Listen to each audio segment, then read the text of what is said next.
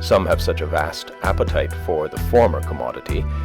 that is, the news, and such sound digestive organs, that they can sit forever in public avenues without stirring, and let it simmer and whisper through them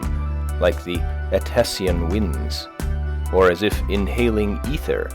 it only producing numbness and insensibility to pain. Otherwise it would often be painful to bear, without affecting the consciousness.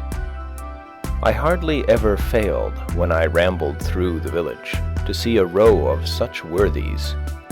either sitting on a ladder, sunning themselves with their bodies inclined forward and their eyes glancing along the line this way and that from time to time with a voluptuous expression, or else leaning against a barn with their hands in their pockets, like caryatides, as if to prop it up. They, being commonly out of doors, heard whatever was in the wind. These are the coarsest mills, in which all gossip is first rudely digested or cracked up before it is emptied into finer and more delicate hoppers within doors. I observed that the vitals of the village were the grocery, the bar room, the post office, and the bank. And, as a necessary part of the machinery, they kept a bell, a big gun, and a fire engine at convenient places, and the houses were so arranged as to make the most of mankind, in lanes and fronting one another, so that every traveler had to run the gauntlet, and every man, woman, and child might get a lick at him. Of course, those who were stationed nearest to the head of the line, where they could most see and be seen, and have the first blow at him, paid the highest prices for their places, and the few straggling inhabitants in the outskirts, where long gaps in the line began to occur,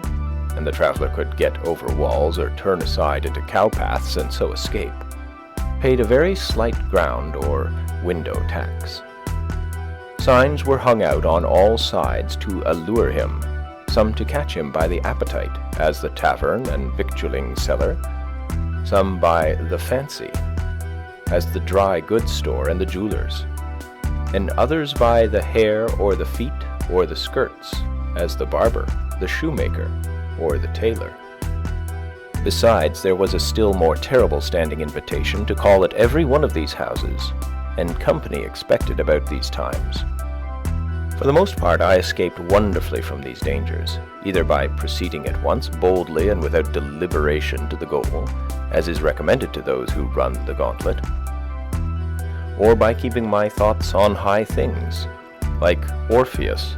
who, loudly singing the praises of the gods to his lyre, drowned the voices of the sirens and kept out of danger. Sometimes I bolted suddenly, and nobody could tell my whereabouts, for I did not stand much about gracefulness, and never hesitated at a gap in a fence. I was even accustomed to make an irruption into some houses, where I was well entertained,